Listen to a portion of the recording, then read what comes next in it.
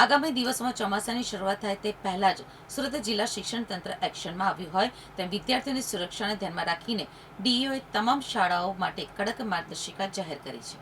ચોમાસા દરમિયાન કોઈ અનિચ્છનીય ઘટના ન બને તે માટે સુરતના જિલ્લા શિક્ષણાધિકારી એટલે કે ડીઈઓ દ્વારા તમામ સરકારી અને ખાનગી શાળાઓને કડક સૂચનાઓ આપવામાં આવી છે.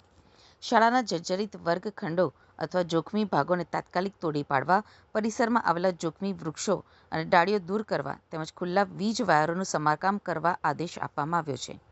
ભારે વરસાદ દરમિયાન દરેક વિદ્યાર્થી સુરક્ષિત રીતે ઘરે પહોંચે ત્યાં સુધી શિક્ષકોને શાળામાં હાજર રહેવાનું રહેશે. સાથે જ મચ્છરજન્ય રોગચાળો અટકાવવા નિયમિત સફાઈ અને ડ્રેનેજની ચકાસણી કરવાની પણ સૂચના આપવામાં આવી છે.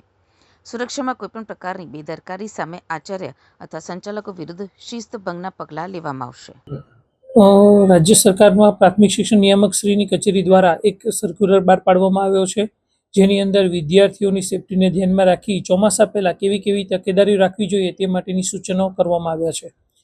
વિદ્યાર્થીઓને સેફટીને ધ્યાનમાં રાખી અને કોઈપણ પ્રકારની વિદ્યાર્થીઓને મુશ્કેલી ન પડે તેની તકેદારી રાખવા માટે જણાવવામાં આવ્યું છે.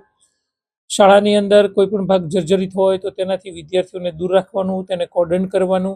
આ ઉપરાંત કોઈપણ વૃક્ષો છે તો તેની ડાળીઓ નમેલી હોય તો તેને કપાવવા માટેની પણ કાર્યવાહી કરવા માટેનું જણાવવામાં આવ્યું છે.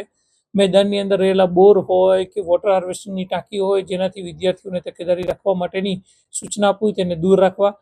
ઇલેક્ટ્રિકનું વાયરિંગ જે છે જેથી કરીને કોઈપણ શોર્ટ સર્કિટ ન થાય અથવા તો એમસીબી સ્વિચની પણ એ બાબતની ચોકસાઈપૂર્વક ચકાસણી કરી લેવી, જેથી કરીને કોઈપણ વિદ્યાર્થીઓને ઇલેક્ટ્રિક બાબતે પણ કોઈ તકલીફ ન પડે. આ ઉપરાંત વિદ્યાર્થીઓને અતિવૃષ્ટિ બાબતે પ્રાર્થના સભામાં એનાથી અવેર કરવા, જેથી કરીને વિદ્યાર્થીઓને કેવા પ્રકારની તકેદારી રાખવી જોઈએ તેની પણ માહિતી મળી શકે.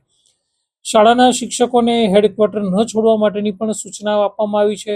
વિદ્યાર્થીઓ જો વધુ વરસાદ પડે તેવા સંજોગોમાં આચાર્યશ્રી દ્વારા શાળા કક્ષાએ વિદ્યાર્થીઓને રજા જાહેર કરવા માટેની પણ સત્તા આપવામાં આવી છે. એટલે નાનામાં નાની બાબતોની અવેર કરવા માટેની સૂચનાઓ આપવામાં આવી છે, જેથી કરીને વિદ્યાર્થીઓની સેફટીને ધ્યાનમાં રાખી તમામ પ્રકારના પગલાઓ લઈ શકાય.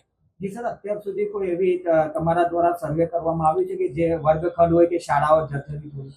એવી કોઈ પણ શાળા જર્જરિત કે એવી કોઈ બાબતો જાણવા મળેલ નથી, પરંતુ જો કોઈ આવી શાળાઓ જર્જરિત હોય અને શાળાના આચાર્ય દ્વારા કચેરીનો સંપર્ક કરવામાં આવશે તો તેને જે કંઈ અગવડ હશે, મુશ્કેલીઓ હશે તેને દૂર કરવામાં આવશે અને તેને સહકાર આપી અને તેની જે તે વિભાગ સાથે સંકલન કરી તેનું નિરાકરણ લાવવામાં આવશે.